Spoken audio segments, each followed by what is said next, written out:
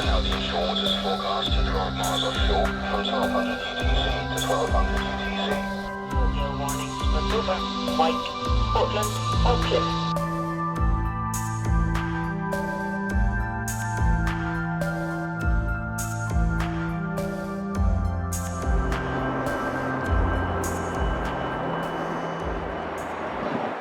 All your dreams are made when you're chained to the mirror and the pair of scissors that you're using to cut your nose hairs with.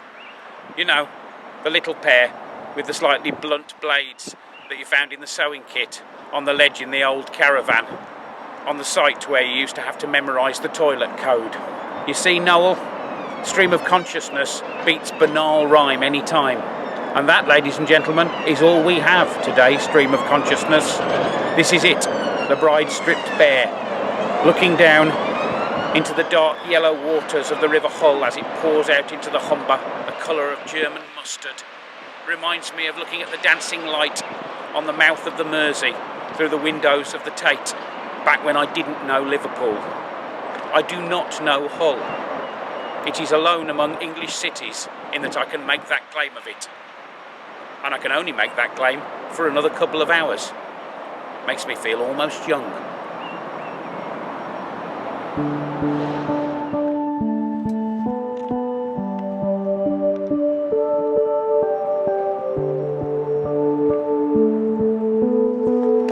My West Midlands land-loving soul is stirred by great rivers and the sea, but equally a little disquieted by them.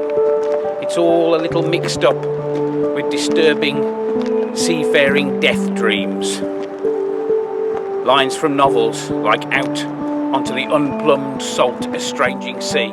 I think that's the last line from John Fowles' The French Lieutenant's Woman. Fragments of memory from early childhood, pre-Leonardo DiCaprio, Titanic-related Victorio Edwardiana death scenarios. And particularly that episode of a 1983 drama-rama where the boy has bad dreams and a picture of his seafaring father pours water in the middle of the night.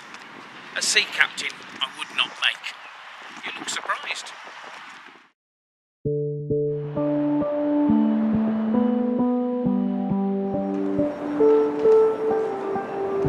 Again, it should come as no great surprise, but I have no scientific knowledge with which to back this claim. Not even any meteorologico-spectral pseudo-knowledge made up on the spot.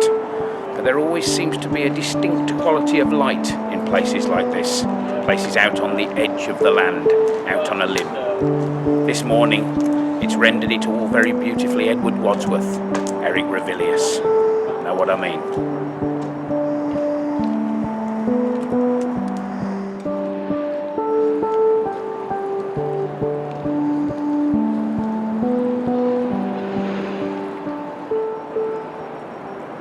They need to scoop this whole section up, like the polluted city in Till Novak's brilliant short film Delivery, and deposit it in the nearest art gallery. Even the shadows are perfect. It reminds me again of Wadsworth, of Paul Nash's early experiments with surrealism, Salvador Dali's dream sequence in Spellbound.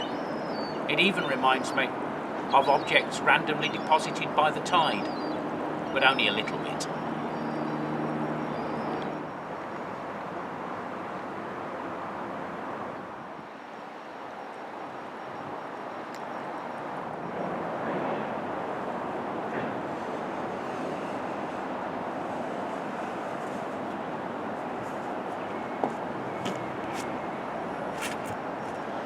Couldn't have done that a year ago.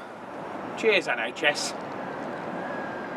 Art Deco travel poster associations aside, there's something about the drained, exposed prow of the Arctic Corsair standing behind me in the prismatic, early dying, late August light that sets me off balance, like peering out from a great and giddying height. And late August it is, the very last week. August and autumn are becoming synonymous with one another. The first two letters are already the same. You know, it strikes me, standing here, that as a black countryman, there's a tendency for us to think that the whole Industrial Revolution, that great upshoot of growth over the last 200 years, Coalbrookdale, smelting, lime kilns, iron and steel, was all about us, black by day, red by night. But if you're out here, it's all about the sea. The sea. Britannia ruling the waves, expanding outward, then receding back again. If I'm not careful, I'm going to burst into song. Big River by Jimmy Nail, I expect. Wouldn't be a bad thing. Very elegantly disembarked there. Thank you. Yeah, you clearly got a lot of experience, that kind of thing. Absolutely. Spend most of my free time thus.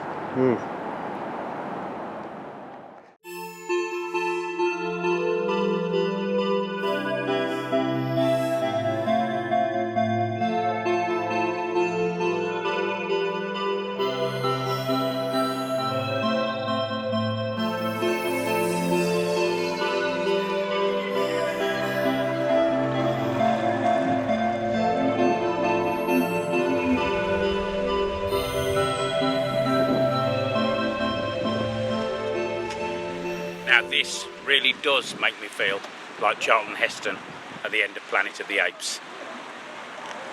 I first saw that tumultuous ending, Charlton Heston lamenting, "You blew it all up, didn't you?" on a night in 1976 in a cottage in Porlock Weir. It must have been a Thursday night, because the night's televisual feast had begun with Top of the Pops, the Sex Pistols doing Pretty Vacant. I remember my dad saying, "What are they singing? Crispy Bacon." This was followed by George Melly, inexplicably singing "It Ain't No Sin to Take Off Your Skin and Dance Around in Your Bones." What a night, eh? It's all still there, jangling around in my synapses, a series of electrical impulses. As will this be. I wonder if I'll dream about this seascape tonight.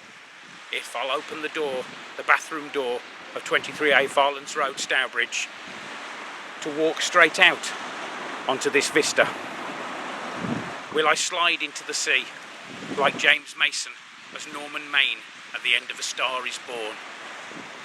Incidentally, it's worth remembering that A Star Is Gone is the best title of any episode of Minder, and there's some stiff competition, let me tell you.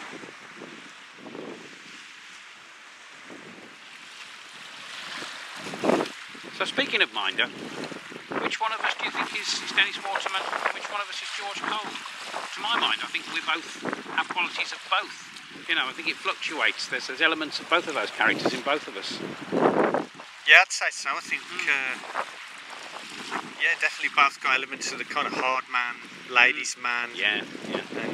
And also the roguishly charming Quicksilver wheeler dealer. Yeah, we've both got those in abundance, I would say. Yeah, spot on. It's an apt comparison. What are we gonna get for her indoors? Don't give me your problems, because this one's yours. What's that? You know, what are we going to get for her indoors? It's the B-side of I Could Be So Good For You. Brilliant.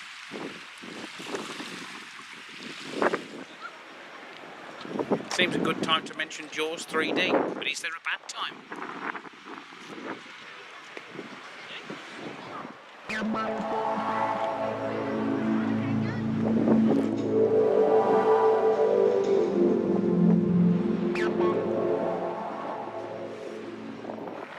You're getting some applause there.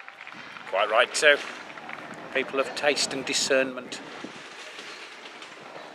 I love the really literal quality that the deep has. Some people have probably said some snide... Thank you. Some people have probably said some snide things about it, as people will. But I love all that. I think more of that, please, in civic spaces. Harnessing all the obvious associations. It's a prow, it's a great shark, it's an icebreaker. Visual excitement, nothing wrong with that. And a fanfare too.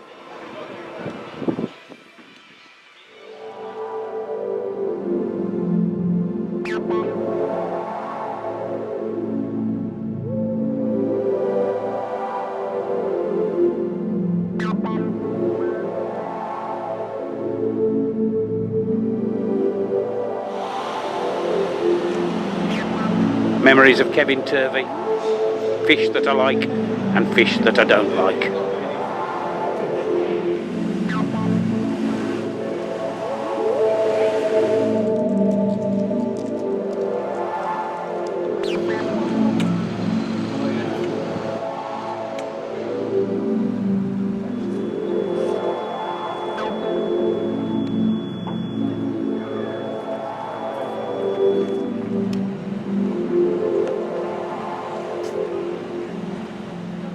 What is it with Hull pubs? Why are they all so damned attractive and full of historical character? Is it because that great swathe of post-90s redevelopment sped on up past them, up the motorway like the rest of us, glimpsing the east of England in a series of little grey vignettes? I don't know, but the results are spectacular.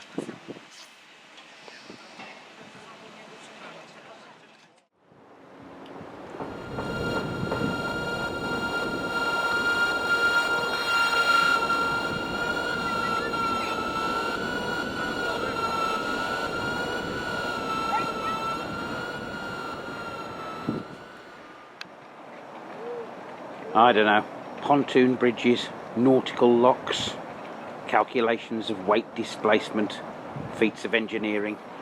There ain't half been some clever people, as Ian Dury said once. It was people, wasn't it?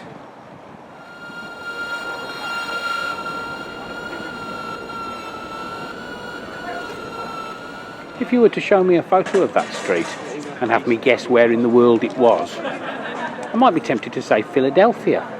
Why is that? He's got a sort of post-industrial North American hipsterish regeneration feel about it, I would say. Quite sort of Toronto-y, Kensington, Toronto, something like that. Yeah, I think you're right. No bad thing.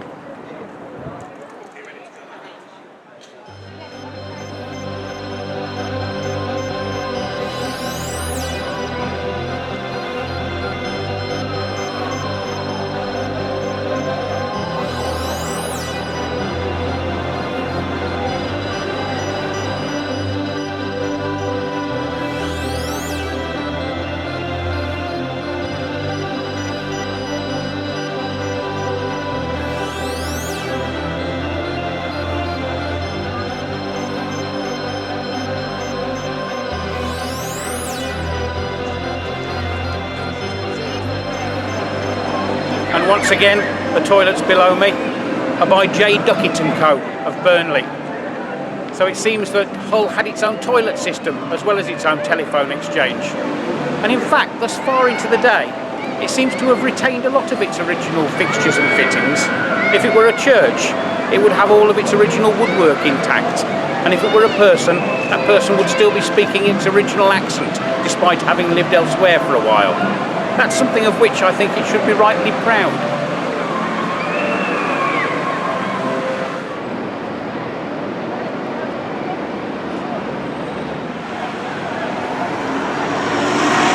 Yeah, you know, it's the same thing over and over again.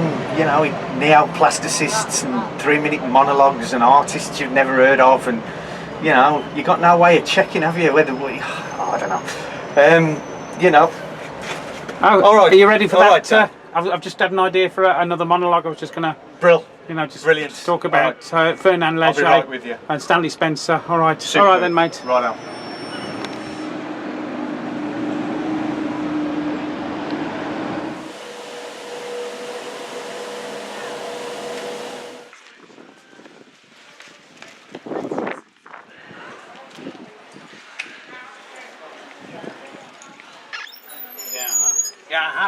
I have. I've tried.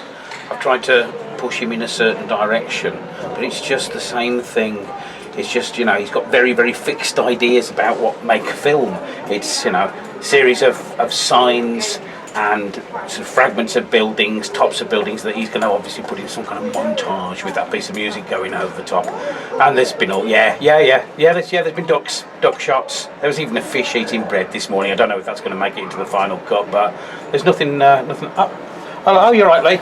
I just wondered if you wanted to come and shoot a few things down here. There's nice building tops and back down the river. Okay, yeah. A few seagulls and things maybe.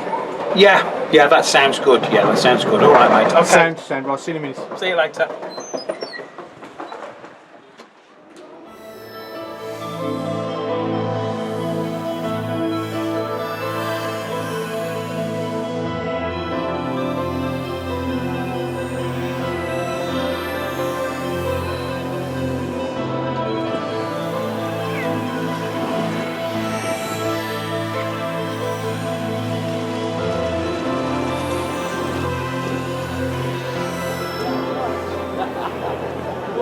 The peculiarly satisfying tripartite bulk of the west front of Holminster.